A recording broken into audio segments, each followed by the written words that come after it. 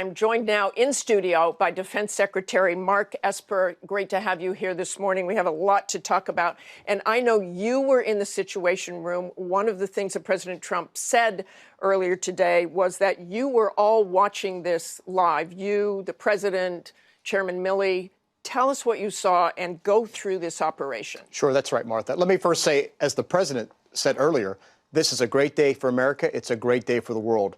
The president made a bold decision to launch this raid, and our military service members and our interagency partners executed brilliantly. So here we are. Earlier in the year, we defeated the physical caliphate, destroyed the physical caliphate, and now its leader is dead. So it's a great day.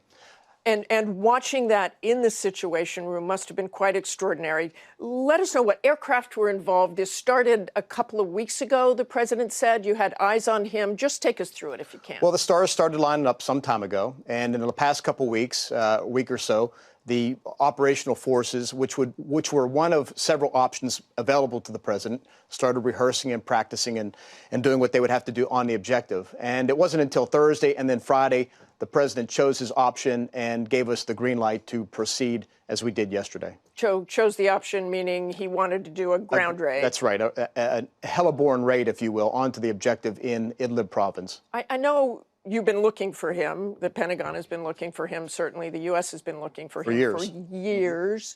What was the break here? Good, very good intelligence work by the intelligence community. We had cooperation from partners. And, of course, help from the Kurds? I won't get into details. The president spoke that, we did get help from other countries with regard to the past 24, 48 hours for sure. But a lot of good intelligence work by those professionals. So you're in the Situation Room. You're watching this go down. 8 aircraft. Can you tell us what kind of aircraft? I'm sure you had surveillance over the area. And the president described this as like watching a movie. So tell us what that movie was. Well, we did have a number of aircraft, different types, principally, I don't want to get into details, but principally the CH-47s. Helicopters. Helicopters, that's right. And to put the raid force on the ground. And they were on the ground for 2+ hours. Let me just go back a little bit. They came under fire? At one point, the president said? They did early on. There were locals in the area and others, and it's always hard to positively identify them. But, of course, some of the helicopters took fire, and, of course, we returned fire in self-defense. And then the gunfire stopped. So the helicopters arrive on scene. Al-Baghdadi's in a building, in a compound? He's in a compound, that's right, with there are a few other men and women with him and a large number of children.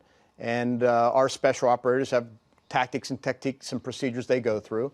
To try and call him out. But at the end of the day, as the president said, he decided to kill himself and took some small children with him, we believe. Aircraft, U.S. aircraft came in and destroyed the building once Baghdadi was dead. Once our forces were off the objective, we destroyed the target site to ensure it was physically destroyed. So the Special Operations Forces arrive and start moving in on Baghdadi. The president described these tunnels, a dead-end tunnel, basically, is where Baghdadi ran. Yes, we knew there were some underground places where he might hide. He might try and go into to seek shelter. We eventually found him, and before we could get in there and get him, he blew himself up. When you say you found him, did our forces have eyes on Baghdadi? I'm not going to get into that level of detail. It's just we knew he was there. We had a high degree of confidence that he was there, and we have subsequently verified that through DNA evidence. And he did take 3 children with him. We believe he had children with him in the tunnel. And any of his wives? I think 2 of his wives were killed on the objective. The president talked about Baghdadi whimpering and crying and screaming. How do we know that? Well, I don't have those details. The president probably had the opportunity to talk to the commanders on the ground, but clearly the guy was a coward and a murderer. I mean, the things at the event that the president called out, how he murdered people, murdered Americans, the beheadings that were conducted over the past several years. He raped a young American woman. It's just he's a thug, a murderer. And the world is better off without him. And the president mentioned James Foley. I want to read something from Diane Foley, a statement. I am grateful to our president and brave troops for finding ISIS leader al-Baghdadi. I hope this will hinder the resurgence of terror groups and pray that captured ISIS fighters will be brought to trial and held accountable. Again, the mother of James Foley, the journalist who was beheaded very early on. And she's right. I think all the praise goes to our service members and to our intelligence professionals and others who took this on. And the message is, if you're a leader in ISIS, if you're a leader of a terrorist group, we are going to come after you and we will hunt you relentlessly. Can you give us an idea of how many of our forces were involved? I know no one was hurt. Well, on the ground, less than 100. But these are always much bigger operations, the tail of which stretches back pretty deep and, again, into the intelligence community and other parts of the interagency. But again, our troops are the best in the world. They know what they're doing. They've done this hundreds of times, and it was a brilliantly executed operation. And the president deserves credit for giving it the green light. These are always inherently risky. And as I like to say, our folks make the complex and the dangerous look simple and safe. And how was he ID'd, and where is the body now? Well, I'm not going to speak to the latter, but he was ID'd visually. We had some visual confirmation on the ground, and then certainly the DNA confirmation. And you had DNA confirmation because he was in that prison in Iraq, and I want to talk about that. That is a hotbed. That was certainly a hotbed of extremism. We've got those kinds of prisons right now in Syria, and we've got U.S. forces pulling out. How concerned are you? Well, we have about 11,000 estimated prisoners throughout Syria. Those under the control of the Syrian Democratic Forces are under their control and being guarded. They've been tell us that. We're in close contact with the SDF on a daily basis. And I've spoken to my Kurdish counterpart. The Turks are keeping control of those prisons or prisoners that are under their control. So the good news is out of 11,000 prisoners, a little bit more than 100 have escaped.